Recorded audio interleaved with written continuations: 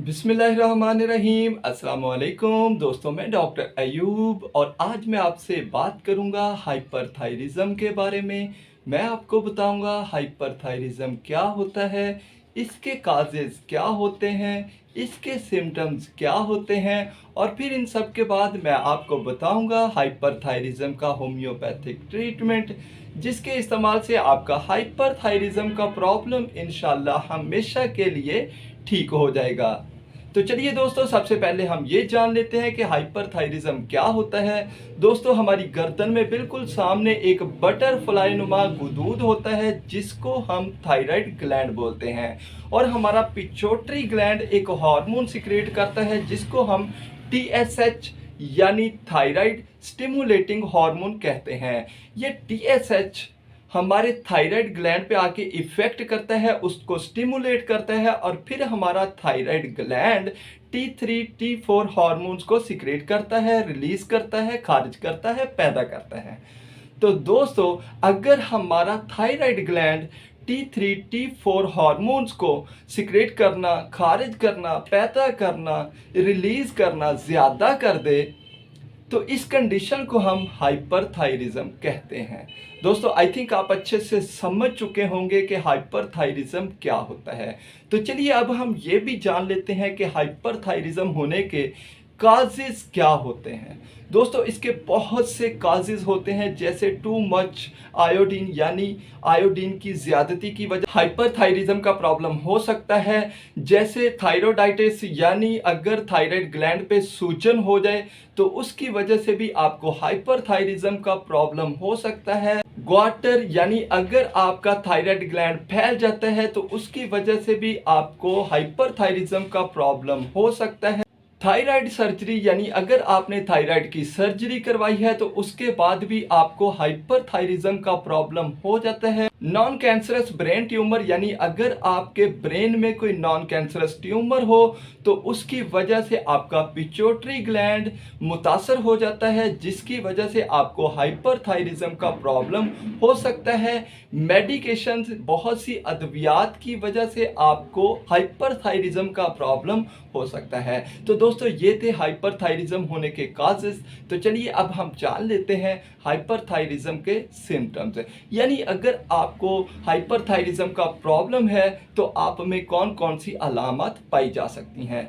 दोस्तों, अगर आपको हाइपरथायरिज्म का प्रॉब्लम है तो आपको एक्सेसिव स्वेटिंग यानी बहुत ज़्यादा पसीना आने लगेगा, इरेगुलर हार्ट बीट यानी आपकी धड़कन बेकायदा हो जाएगी, बहुत ज़्यादा दिल धड़कना शुरू कर सकता है, आपको सांस फूलने का प्रॉब्लम हो सकता है, फटीग यानी बहुत ज़्यादा थकावट महसूस हो सकती है, वीकनेस यानी बहुत ज़्यादा कमज़ोरी महसूस हो सकती है, हीट इंटॉलरेंस यानी नाकाबिले बर्दाश्त गर्मी महसूस हो सकती है, वेट लॉस यानी आपका वजन कम हो जाता है, हेयर फॉल यानी आपके बाल झड़ना शुरू हो जाते हैं, नर्वसनेस यानी परेशानी, उलझन महसूस होना, एंग्जाइटी यानी घबराहट महसूस होना, और मिनोरेजिया यानी औरतों में हैज की कसरत हो। तो दोस्तों, ये थे इसके कुछ सिम्टम्स। चलिए अब मैं आपको बताता हूँ हाइपरथायरिज्म का बेस्ट होम्योपैथिक ट्रीटमेंट, जिसकी सबसे फर्स्ट पे मेडिसिन है आयोडियम 30।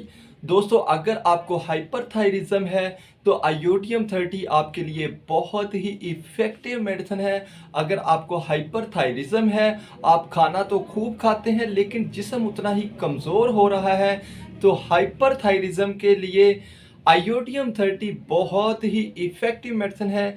ये सुबह, दोपहर, शाम, दिन में 3 बार यूज़ करें। चलिए अब हम चलते हैं इसकी सेकंड मेडिसिन की तरफ, तो वो है लैकेसिस 30।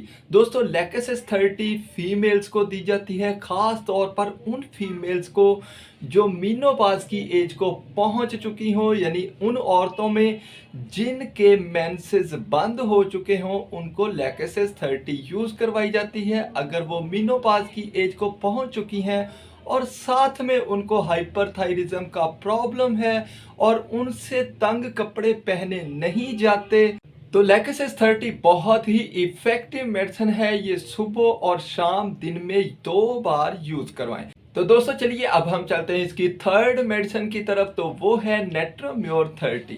दोस्तों अगर आपको हाइपरथायरिज्म का प्रॉब्लम है, आप दुबले-पतले हैं, आपको खून की कमी है, आप नमकीन चीज़ें खाना ज़्यादा पसंद करते हैं और आप हर वक़्त किसी न किसी सोच में मुब्तला रहते हैं, तो आपके लिए नेट्रम म्योर 30 बहुत ही इफ़ेक्टिव मेडिसिन है। ये आप सुबह और शाम दिन में 2 बार यूज़ करें। आपका हाइपरथायरिज्म का प्रॉब्लम कुछ ही दिनों में ठीक हो जाएगा। तो चलिए दोस्तों अब हम चलते हैं इसकी नेक्स्ट मेडिसिन की तरफ, तो वो है पल्साटिला 30। दोस्तों अगर आपको हाइपरथायरिज्म है और आपकी एज 20 ईयर के राउंड अबाउट है, तो आपके लिए पल्साटिला 30 बहुत ही इफ़ेक्टिव मेडिसिन है। अगर आप मोटापे की तरफ माइल हैं, आप जल्द रो देते हैं, आपको घर में बेचैनी महसूस होती है और खुली हवा की ख्वाहिश ज़्यादा महसूस होती है, तो आपके लिए पल्साटिला 30 बहुत ही इफ़ेक्टिव मेडिसिन है। ये आप सुबह और दोपहर और शाम दिन में 3 बार यूज़ कीजिए। अब हम चलते हैं इसकी नेक्स्ट मेडिसिन की तरफ, तो वो है कैलकेरिया कार्ब 30।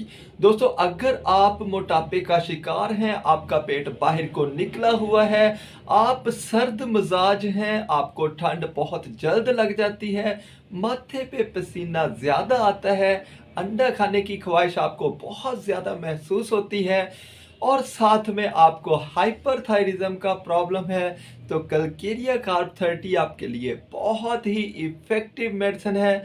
ये आप सुबह, दोपहर और शाम दिन में 3 बार यूज़ करें, आपका हाइपरथायरिज्म का प्रॉब्लम इंशाल्लाह ठीक हो जाएगा।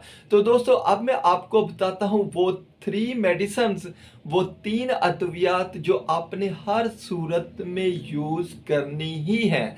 तो उसमें सबसे पहली मेडिसिन है थायरोडीनम 1M। दोस्तों थायरोडीनम 1M आपने हर सूरत में यूज़ करनी है और इसके 2 कतरे डायरेक्टली टंग पे डाल लेने हैं और आफ्टर 10 डेज ये आपने फिर रिपीट करनी है और इसी तरह हर 10 दिन बाद आप ये रिपीट करते जाएंगे। और अब हम चलते हैं इसकी दूसरी 2 मेडिसिन की तरफ, तो वो है कैलकेरिया कार्ब 3X और साथ में थायरोडीनम 3X। इन दोनों की 2-2 गोलियां सुबह, 2-2 दोपहर, 2-2 शाम, दिन में 3 बार यूज़ करें। ये 3 मेडिसिन आपने हर सूरत में यूज़ करनी है और साथ में किसी एक मेडिसिन के जिसके आपको सिम्टम्स मिलते हैं वो आप यूज़ कीजिए, आपका हाइपरथायरिज्म का प्रॉब्लम इंशाल्लाह बिल्कुल ठीक हो जाएगा। दोस्तों कैसी लगी ये वीडियो? अगर अच्छी लगी हो तो इसे लाइक, शेयर और मेरे चैनल को सब्सक्राइब करना मत भूलिएगा। अब तक के लिए इतना ही, मिलेंगे इंशाल्लाह नई वीडियो में, तब तक के लिए खुदा हाफिज।